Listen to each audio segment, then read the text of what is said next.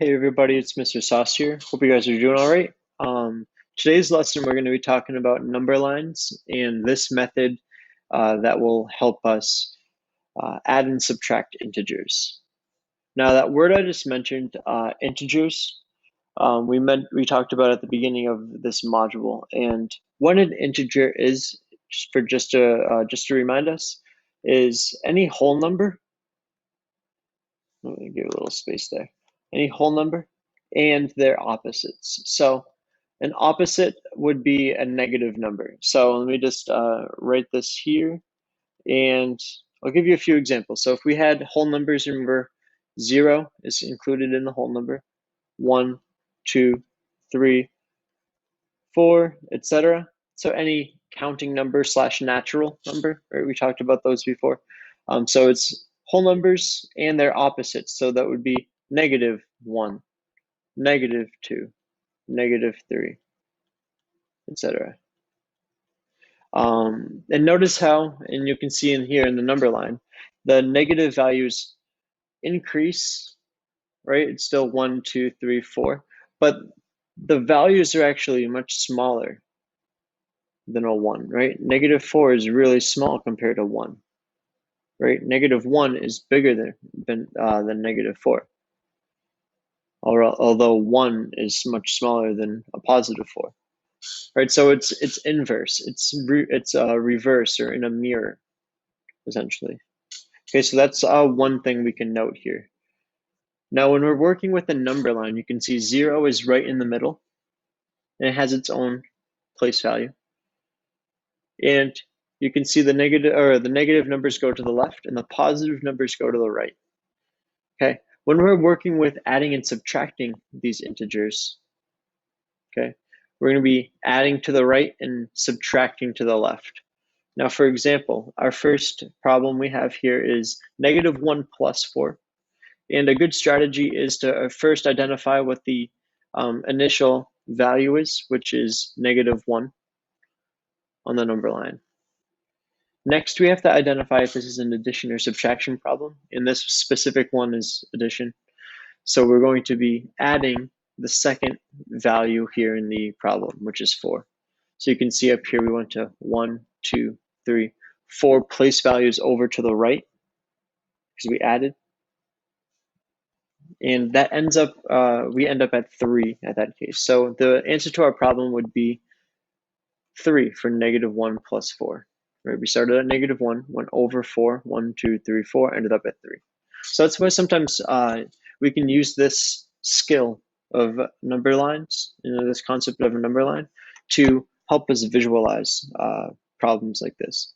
And it might not be the most efficient method, but it can be helped or be really helpful in combination with the second method that I'll teach you guys in a second video after this one.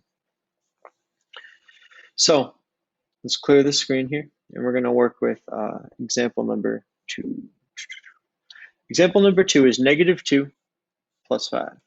In a -2 plus 5, we have to do we can do a similar process to get started, and that's first to identify where we're at on the number line. So on the number line here, in this case, we're at -1. Let's just put a 0 in here and know where it went. But we're at -2 right here, and that's to the left again of 0 because it's a negative number. And it's good to just make a mark or identify it somehow. You can put a dot, you can make a mark, put a star, right? And then second, we have to identify if it's a addition or a subtraction problem. And in this case, we have a subtraction problem this time.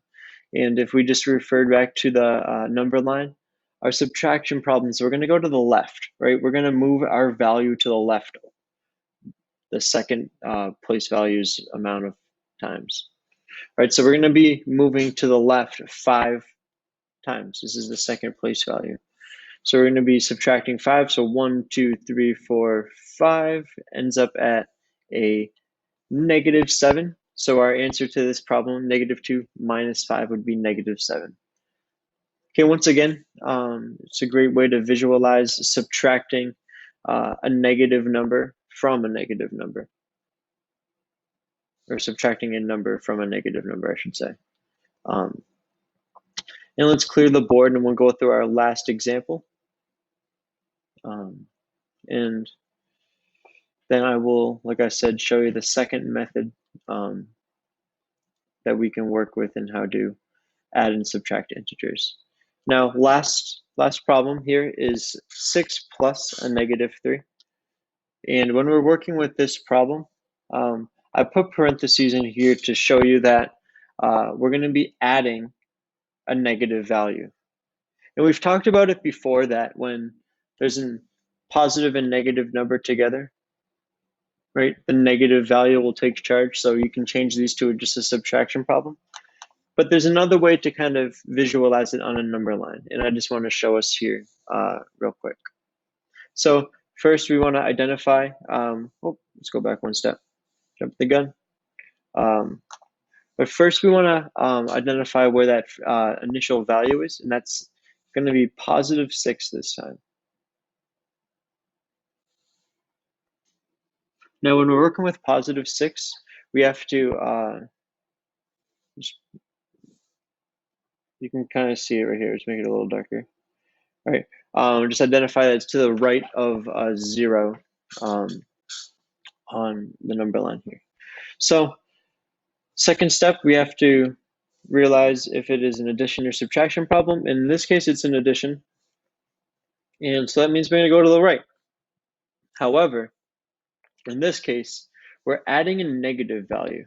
So when we're adding a negative value, and we're not just changing it to subtraction right away, we're going to be going to the left that amount of places. So we're going to be actually going to the left 3.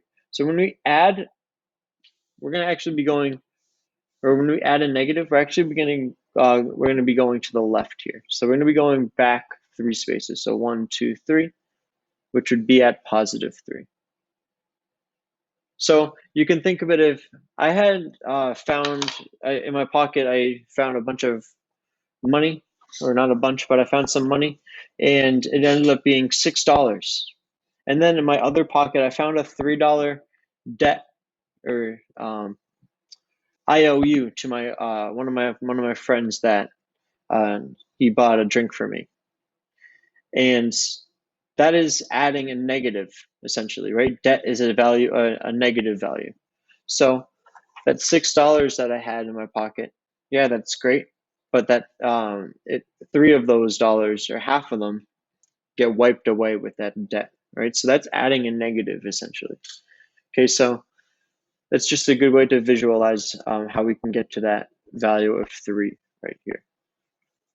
Okay, so this is number lines, and like I said, it's not the most efficient way to add and subtract integers, but it's a great way on how to visualize it. So I hope this helped. Please stay tuned for the next video that's going to talk about the LAUS method.